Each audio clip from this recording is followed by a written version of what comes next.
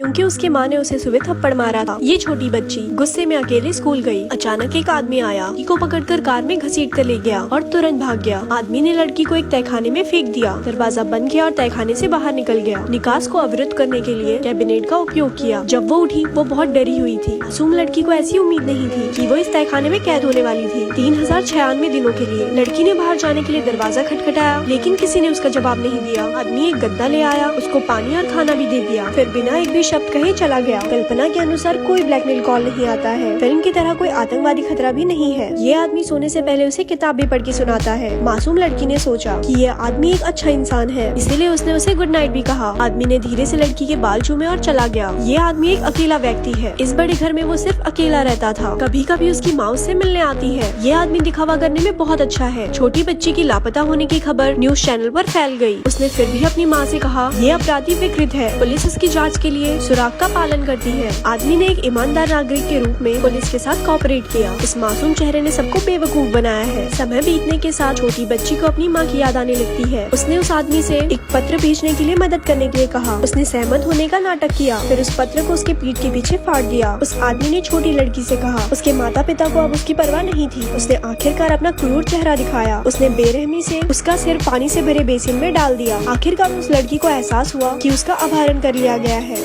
Investigation का 113वां दिन। उसे अभी भी धूप के बिना एक अंधेरे तहखाने में रहना है। समय को बिताने के लिए लड़की कुछ ढूंढने लगी। कपड़ों को छात्रों की तरह माना और उसे पढ़ाने लगी। दीवार पर ड्राइंग करने लगी। अचानक उसने एक रास्ता सोचा। उसने उसकी बाहों पर टूथपेस्ट और खाना लगा दिया। बहाना ये था कि उसे चोट लगी थी, ताकि वो आदमी उसे अस्पताल ले जाए। उसका झूठ आसानी से पकड़ लिया जाता है। लड़की को सजा मिली। उसने उसे भूखा रखने का फैसला किया। जब बेचारी लड़की ने उस आदमी से भीख मांगी, क्योंकि वो 4 दिन से भूखी थी, वो अभी भी ठंडा और भावीन है। लड़की यही बातें फोन पर दोहराती रही, मुझे सबमिट करो। तो 4 साल बीत गए। लड़की के गुण उस पर दिखने लगते हैं। पहली बार लड़की को मासिक धर्म हुआ था, लेकिन वो आदमी इसके लिए तैयार नहीं था। वो नहीं जानता था कि इसे कैसे संभालना है। लड़की ने नहाने की जिद की। उस आदमी को नहीं पता था कि क्या करना है, इसीलिए वो मान गया। 4 साल में ये पहली बार हुआ है। लड़की को जेल से रिहा किया गया। पहली बार सूरज की गर्मी का एहसास। वो 4 साल में पहली बार नहा रही है। लड़की को इसकी उम्मीद नहीं थी, क्योंकि इस बार वो नहा सकती है। लड़की को बहुत दर्दनाक कीमत चुकानी पड़ती है। इस आदमी की माँ को एक सुनहरा बाल मिलता है। उसने अनुमान लगाया कि उसके बेटे ने उसकी प्रेमिका को घर में छुपाया है। आदमी बहुत शर्मीला होता है और गुस्सा हो जाता है, इसीलिए उसने लड़की के बाल मुंडवा दिए। इस समय लड़की बिल्कुल भी विरोध नहीं कर सकती। उसे उसकी बात मानने की आदत थी। अगर वो उसकी बात मानती तो वो भोजन कर सकती थी और जीना जारी रख सकती है। पलक झपकते ही क्रिसमस आ गया। उस आदमी ने अचानक उसे एक म्यूजिक प्लेयर दे दिया। लड़की बहुत खुश है। लड़की ने गले लगाने की भी कोशिश की।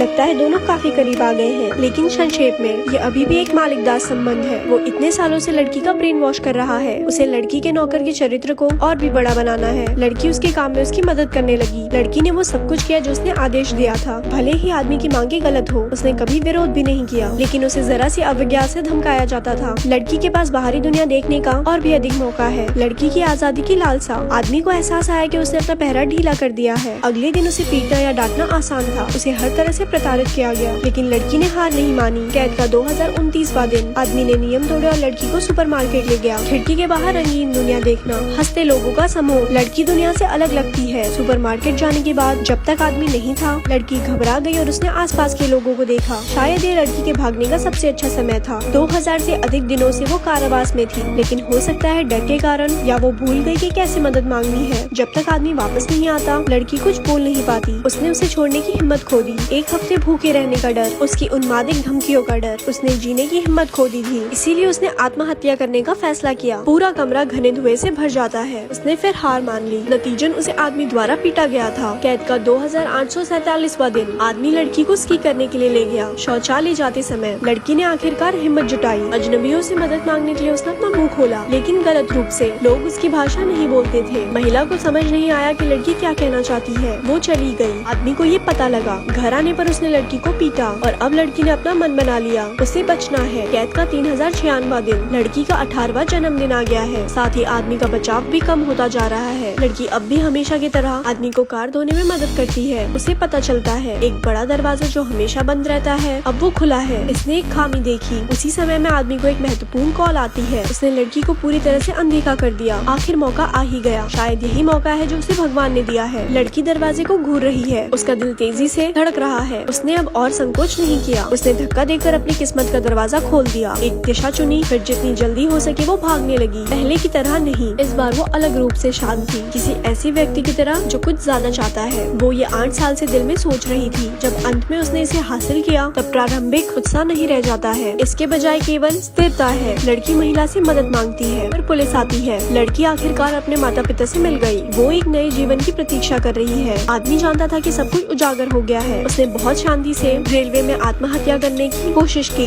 ये एक सच्ची कहानी पे आधारित फिल्म है। इस लड़की के 8 साल के दर्दनाक अनुभव को समझे।